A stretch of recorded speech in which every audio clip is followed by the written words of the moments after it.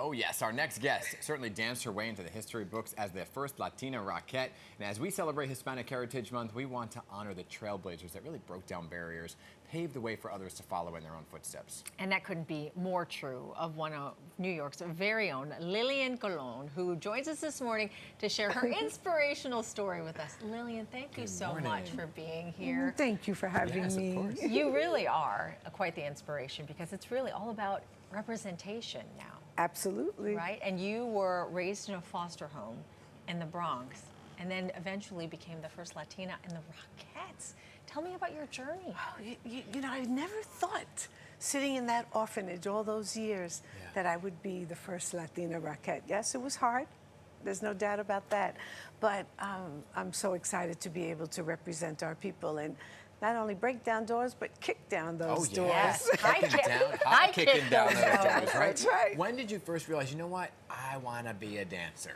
Well, first of all, we're Latinas, you know. Yeah. It's always just got always moving. We can dance. We can dance. Look at you. Oh my That gosh. picture. When I saw the Rockettes, you know, I thought, wow, what a world of perfection in a world that I come from that was so chaotic.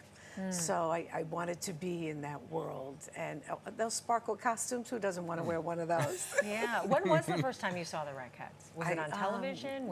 No, the orphanage.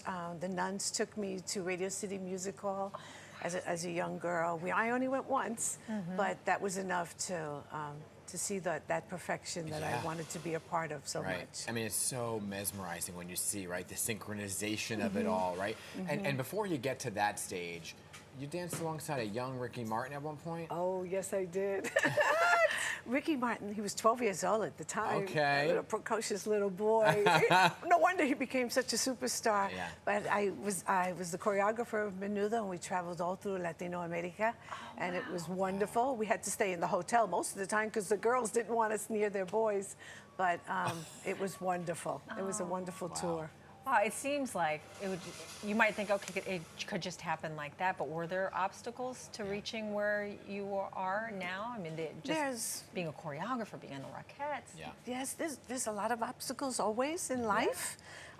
You have to overcome them yourself, and you have to continue to persevere, and you can make it. All of us can make it. What were the challenges you faced?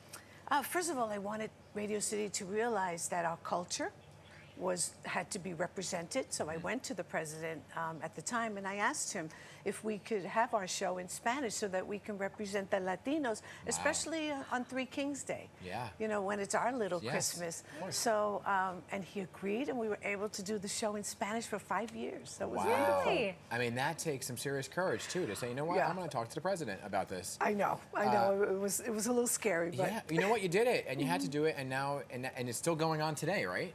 the Spanish shows aren't, but the Rockettes are alive Yes, today, yes, and we yes. will always be. We can also see you shaking your tail feather in the movie In the Heights, right? Yes. So when did you want to perform and say, you know, for that iconic song, Woman of a Certain Age?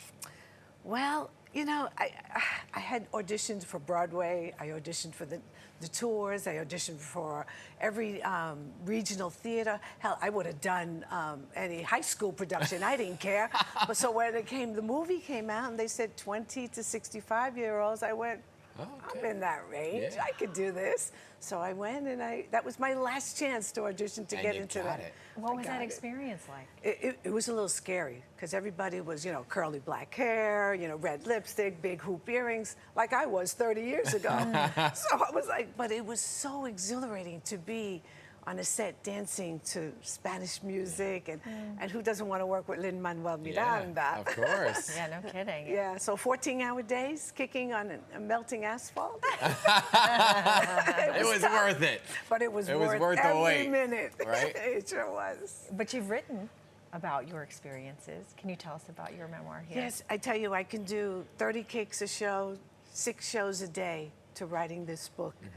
It's a work of love from my heart to any disenfranchised child that to believe in themselves, that they too can make it. Yeah. You're here, so do the best you can do. Dream big. Yeah. So it's not, you really want people to walk away from that reading of dream big, knock down those barriers, continue in your footsteps. Absolutely. I hope, and if any Latinas out there, get out, dance, take class, be as strong as you can be, believe in yourself more, because somebody else is not going to believe in you. Yeah. So you need to believe in yourself more. I love it. Well, I'm sure a lot of dancers are out there now inspired by you and your success. Yeah. So thanks so much for coming on. Thank you. And maybe so one day much. you can come back and teach me a little bit of some coordination, because I have zero rhythm. And so I can teach I anybody. know. how to Okay, see, dance. this is. I mean, you're There's just hope. as you're talking, you're like going like. Well, I don't know if you noticed though, she still has the grace and presence Oh of yes. a dancer. Yes, yes, yes. Thank you. we All right. Thank you so much. Next time it's the dance lesson, all right? All right. Books out now where all books are sold, right? Absolutely. All right. Amazon or my website, lilliancolon.com. All right, Lily. Thank you Lily, so the much. first Latina Rockette. Thank you.